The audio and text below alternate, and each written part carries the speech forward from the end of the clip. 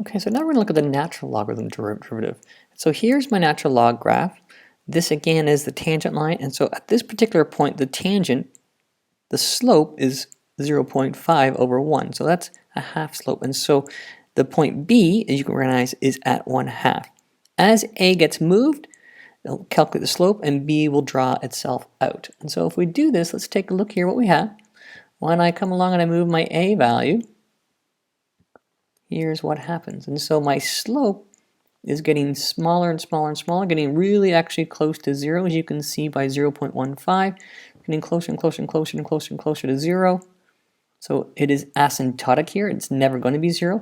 As I go the other way, the slope is getting larger and larger, and again it's getting asymptotic here as well. And so now we have an asymptote on the one side, an asymptote on the other side, and this is the graph of 1 over x is what it is. So the derivative of ln x is equal to 1 over x is what we're looking for.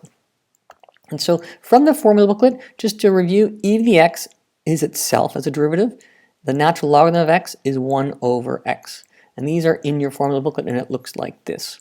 So let's actually go and calculate some derivatives. Well, recognize that there is a chain rule happening here. The cosine x is inside the natural logarithm. So if I want to do the derivative, the natural logarithm of x is 1 over my function cosine x times the derivative of cosine I know is equal to negative sine of x. Be careful of the negative sign, which is equal to negative sine x over cosine x.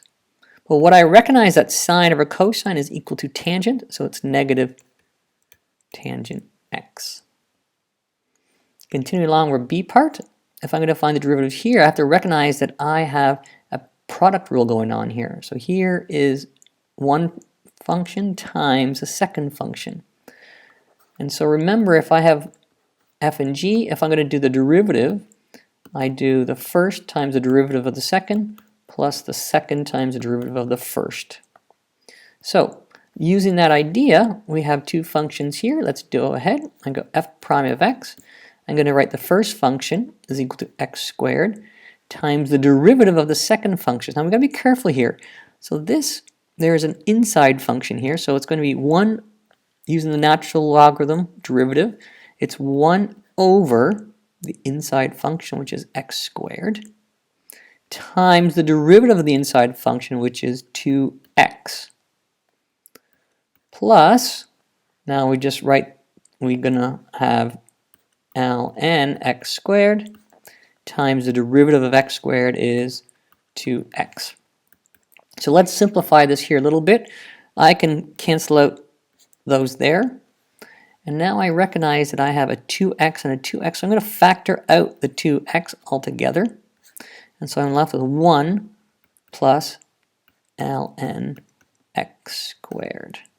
And so there is my derivative of x squared ln x squared. And finding the derivative here, recognize that this is the same thing as saying f of x is equal to ln x to the power of 1/2.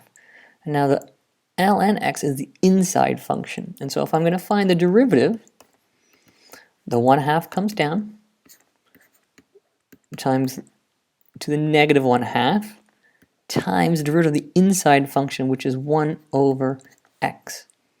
And so if I rearrange this a little bit, I know this is going to be 1 over 2x, the 2 and the x, and I know that this is ln x. And so this is the derivative of the function.